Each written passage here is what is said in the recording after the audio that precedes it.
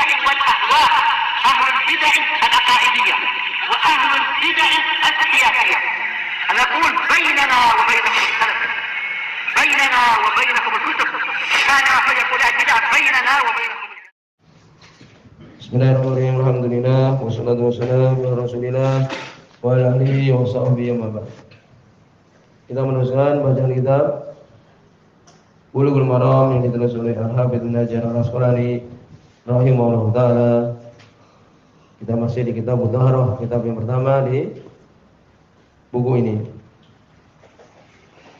Disebutkan pada pertemuan terlewat kita sudah menyelesaikan bab yang ke-8 tentang mandi dan hukum junub. Ya, disebutkan tata cara mandi, demikian juga mandi-mandi yang wajib. Ya. Ya, demikian juga ya untuk mengguyur seseorang bagian tubuh semuanya. Memperhatikan bagian-bagian yang kadang orang lalai. Itu sudah kita sebutkan pada pertemuan tadi. Berikutnya kita masuk bab yang ke-9, bab tayamum. Bab tayamum dengan mim. Ya, akhirnya berbeda dengan tayamun. Belakang ada nun. Kalau tayamun itu dari kanan. Kalau di sini at-tayammum. Apa itu? Sebagai Imam As-Sunani di Sulul Salam, at-tayammum huwa bil lughah, dia ini secara bahasa al-qasdu, menuju. Tayammum itu menurut bahasa artinya menuju. Wa bi syara' menurut syariat yaitu apa? Al-qasdu ila sa'id, menuju ke sa'id debu. Dikatakan sa'id karena sa'ada, naik. Kan debu itu kan naik. Tembok-tembok, di kaca-kaca, menuju ke debu limas hilwajhi walidain, untuk mengusap wajah walidain dan kedua telapak tangan. Yang benar telapak tangan. Sebagian menyebutkan dan itu menurut mazhab Syafi'iyah yaitu tangan sampai ke siku. Yang rajih wal alam telapak tangan saja. Telapak tangan dan wajah. Biniatin istihbahati shalah wa nawiyah, dengan niat agar boleh sholat dan semisalnya. Ya itu. Jadi tayamum itu menuju debu untuk mengusap wajah dan kedua tangan. Ya demikian. Sebenarnya menyebutkan definisi yang lain tapi hampir mirip sama. Ini dengan niat untuk bersuci dan semisalnya. Kemudian terjadi perselisihan para ulama yang kita sebutkan. Yang pertama, hadis yang pertama di sini, berikutnya beliau sebutkan, Al-Hafidz beliau menyebutkan hadis yang pertama dan itu hadis yang ke-114 di buku ini. An Jabir bin Abdullah, dari sahabat Jabir bin Abdullah radhiyallahu anhuma, di Bukhari dan Muslim. Ana Nabi sungguhnya Nabi sallallahu alaihi wasallam qala, beliau mengatakan, "Uqti itu khamsan, aku diberikan 5 perkara. Lam yu'dahunna ahadun qabli, tidak diberikan 5 ini, hunna ini mereka, 5 perkara ini seorang pun sebelumku." Ya, tidak ada nabi-nabi yang diberikan seperti ini. Ini khusus Nabi sallallahu alaihi wasallam 5 perkara ini. Apa itu? Yang pertama, nusirtu birru'bi masirata syahri.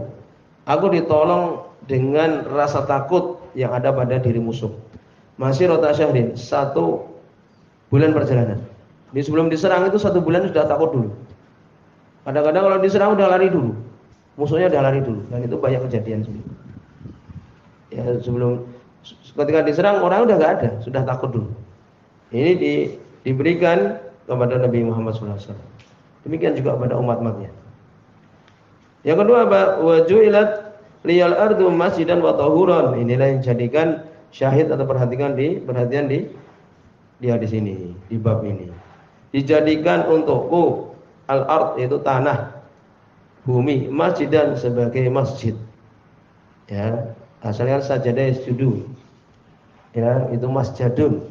Tapi dia keluar dari kebiasaan menjadi masjidun. Dipelajari sharaf demikian.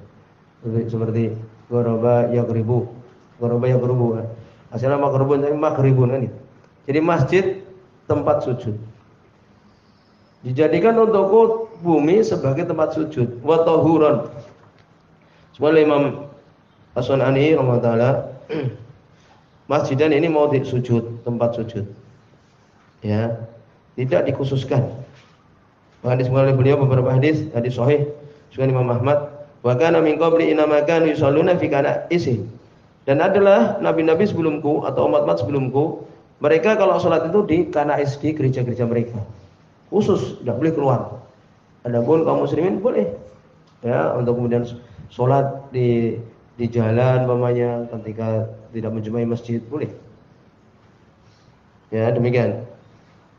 Kemudian juga tahuron, yaitu mutahhirah tustabah biha sholat. Ya, tanah itu atau bumi itu sebagai penyuci supaya suci agar bisa sholat. Ya, demikian. Ini tahuron.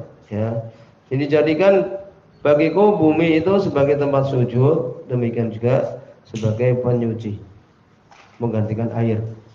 Kalau tidak ada air, ya itu. Tahur seperti waktu, ya ini yang digunakan untuk berwudu, untuk menggantikan wudu. Kemudian fa'ayyuma rajulin adrakathu shalah, maka siapapun dari seseorang, ya, mendapati sholat, dia mendapati sholat mendapati dia. Ini sudah masuk waktu sholat, paling sholih maka dia sholat. Ya, boleh dia langsung sholat di situ, apalagi dia safar. Katakanlah hadis, kemudian disebutkan hadis secara umum. Ya demikian. Adapun sisanya dari 5 itu disebutkan yaitu apa? Ba'atsani linnasi kafa. yakni Allah mengutus Nabi Muhammad kepada manusia semuanya. Adapun Nabi sebelumnya kepada umatnya khusus, ya kaumnya khusus. Adapun Nabi kepada seluruh manusia. Kemudian yang keempat adalah ghanimah. Dulu tidak boleh mengambil ghanimah. Kemudian Nabi SAW dan umatnya boleh mengambil ghanimah. Kemudian diberikan juga Nabi SAW jawamul kalim, ucapan yang ringkas dan padat. Ya demikian. Nah, di sini jelas berarti bumi itu adalah tempat sujud dimanapun. Ya kecuali kamar mandi, demikian juga yang semisalnya. Demikian juga sebagai tahur. Semoga Imam Sunani bi dalilun anna turab yarul hadas kalma. Ini dalil menunjukkan bahwa tanah itu mengangkat hadas. Ya, bisa hadas besar ataupun kecil, bisa kentut ataupun junub. Ya demikian. Seperti air. Disirukihima bit tahuriyah. Karena bersekutu keduanya itu di dalam pensucian. Ya demikian. Kemudian berikutnya, ini masih sambungan tadi, hadis nomor 2. Wa bi hadis Hudzaifah. Di dalam hadis Hudzaifah bin Yaman radhiyallahu anhu ma inda Muslim. Di sisi Imam Muslim rahimahullah taala, wa ju'ilat turbatuha lana tahuran. Dan dijadikan turbah, ini tanahnya, untuk kita tahuran, sebagai alat untuk berwudu. Ya, sebagaimana wudu air digunakan untuk berwudu. Ya, sebagai pensuci. Idalam najidil ma, apabila kita tidak mendapati air. Ya demikian. Jadi jelas juga bahwa tanah atau turbah, ya debu dan semisalnya bisa menggantikan apa? Bisa menggantikan air ketika apa? Ketika tidak ada. Atau ketika udzur.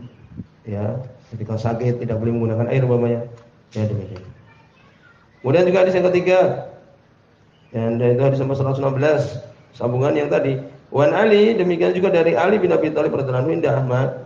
Di sisi Imam Ahmad rahimahullah taala di musnadnya, wa ju'ilat turabu li tahuran, dijadikan turab itu tanah untukku tahur, sebagai pensuci. Ya demikian. Adapun hadis yang terakhir ini, ya hadis Ali bin Abi Thalib, di situ ada rawi namanya Abdullah bin Muhammad bin Aqil. Terjadi perselisihan dan yang benar yaitu dhaif. Ya, tetapi sebelumnya sudah menguatkan lafaz sebelumnya itu. Turbatuha, mirip kan? Turbah ya turab, sama, menguatkan. Sehingga di sini jadi hasan. Maka dari hadis ini, ya, pelajaran yang penting sebutkan ada beberapa permasalahan, ya, tentang bolehnya seseorang untuk mempergunakan tanah untuk tayamum apabila tidak ada air atau karena udzur. Ya, dalilnya dalam Al-Qur'an surat Al-Maidah, "Falam tajidu ma'an fatayammamu." Ya, kalian tidak mendapati air, fatayammamu, maka tayamumlah kalian. Sunnah yang baru kita baca juga hadisnya. Demikian juga ijma. Kemudian disebutkan Tayamum ini ya boleh di safar ketika bepergian ataupun tidak bepergian. Ya itu sepakat para ulama. Kemudian permasalahan yang penting juga tayamum ini, tahu tayamum itu apakah raf'un lil hadas, mengangkat hadas, mengangkat ya kita kentut umpamanya. Demikian juga junub, tidak ada air. Dia mengangkat hadas ataukah mubihun sebagai pemboleh saja. Sebagai pemboleh saja atau dia itu mengangkat hadas. Bagaimana ini Syekh Utsaimin penjelasannya adalah ya sebagian mengatakan itu pengangkat hadas, sebagian mengatakan itu memperbolehkan saja. Ini gambarannya adalah kalau yang mengatakan mubih, kalau mengatakan cuma mubih saja, pemboleh saja. Kalau seorang dia berniat tayamum, ya kan, maka tidak boleh untuk ibadah berikutnya. Kalau dia tidak ada air, kemudian dia tayamum untuk sholat duha umpamanya. Nanti ketika sholat duhur, ya karena itu bukan pengangkat hadas ya, berarti pemboleh sholat saja. Nanti dia tayamum lagi. Itu maknanya. Mudah dipahami kan? Dan yang benar itu adalah sebagai pengangkat hadas, bukan sekedar memperbolehkan saja. Karena kalau memperbolehkan berarti untuk sholat itu saja. Nanti untuk sholat duhur kita harus tayamum lagi, walaupun tidak batal. Demikian juga nanti sholat asar. Demikian. Demikian juga kalau mengatakan itu mubih. Kalau selesai waktunya, waktu sholat duhur umpamanya, safar umpamanya, sholat duhur dulu, kemudian nanti sholat asar, tayamum lagi. Ya demikian. Kemudian juga kalau dia mengatakan mubih, berarti harus meniatkan setiap tayamum untuk apa ini, kemudian lagi tayamum untuk apa ini. Ya demikian. Tapi kalau dia mengatakan untuk pengangkat dari hadas, sekali dia tayamum, berarti hadasnya sudah terangkat seperti wudu. Ya untuk sholat duha, nanti lanjutkan sholat duhur, kemudian sholat asar umpamanya kalau dia tidak kentut atau semisalnya. Dan yang benar itu adalah pengangkat hadas. Ya, semua itu mendapat Syekh Ibnu Taimiyah, demikian Ibnu Qayyim, Syekh Abdul Sa'di, Imam Sunani sendiri juga. Demikian juga Syekh bin Baz, demikian juga Syekh Utsaimin rahimahullah. Ya, dalilnya as-sa'id at-thayyib tahurun al-muslim, tahurun muslim. Ya, ini sa'id debu yang bagus itu pensuci bagi seorang muslim. Pensuci ini pengangkat hadas berarti. Sudah selesai ini dalilnya. Ya, demikian. Kemudian juga apa disyaratkan ketika tayamum niat? Ya, innamal a'malu binniyat. Kemudian apa yang disyaratkan seorang tayamum? Disyaratkan kesimpulannya bisa ditulis seorang itu tayamum apabila dia sudah talaba wa adima. Sudah mencari dan tidak ada. Harus mencari dulu. Dan setelah dicari tidak ada. Ya, karena hadis yang telah lewat idza lam najidil ma. Apabila kita tidak dapat air, berarti mencari dulu. Ya, demikian. Baik, di sini menunjukkan apa? Menunjukkan harus dia mencari. Qadalla dalilan, menunjukkan dua dalil ini yustarat li tayammum wasil ma ba'da talab. Tidak adanya air setelah dia itu mencari. Lalu bagaimana sifat mencarinya? Atau cuma jalan ke situ saja cari gitu? Nah, tidak disebutkan mencari ya. Sifat talab ayat luba fi rahlihi summa in ra'a khudrah. Jadi dia menaiki kendaraan. Kalau dia lihat di situ ada kayak ya tempat-tempat yang rimbunan-rimbunan, berarti ada kemungkinan ada air di situ, dia datangi. Ya. Dia menujunya. Ketika dicari ternyata enggak ada, cari yang lain. Ya itu. Ya, kesimpulan dia mencari, bukan kemudian bermudah-mudah. Ya demikian. Kemudian juga tidak disyaratkan tayamum itu ketika sudah masuk waktu sholat, sebelumnya juga boleh. Ya. Kalau umpamanya sudah yakin tempat itu tidak mungkin ada air, apakah harus mencari? Tidak. Kalau sudah benar-benar ada kabar tidak mungkin ada air, ya tidak perlu mencari. Kemudian juga ini penting juga yang menunjukkan seorang itu tidak mudah meminta. Ya, apabila dia mendapati ya air tapi harus membayar. Kalau kemudian airnya itu gratis, seperti Ibnu Qudamah di Al-Mughni, buku yang bagus di mata Imam Ahmad.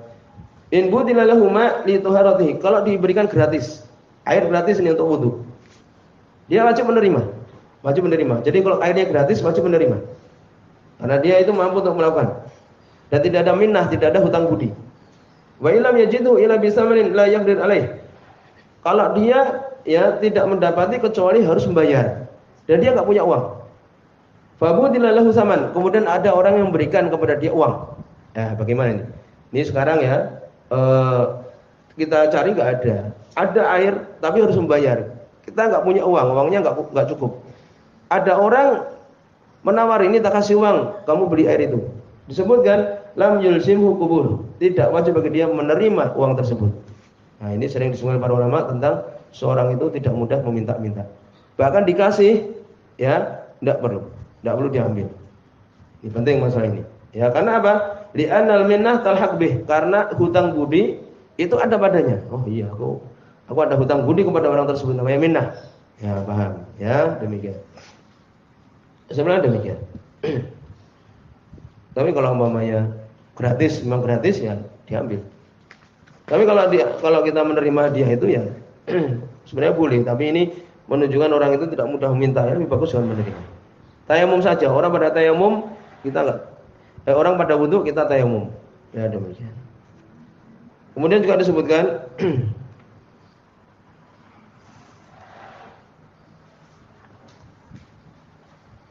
apabila terhalangi antara dia dengan air itu sabuun, yaitu apa? Binatang buas. Ya di situ ada singa umpamanya, atau musuh, atau kebakaran, atau pencuri. Ya seperti tadi, tidak bisa mendapatkan air. Apabila dia mendapati air, kemudian mandi umpamanya junub, habis airnya, bagaimana ini? Tayamum. Ya, mau meneruskan, sudah habis airnya, maka akhirnya dengan tayamum. Ya insyaallah demikian dari sini. Mudah-mudahan juga sunnah ini ada.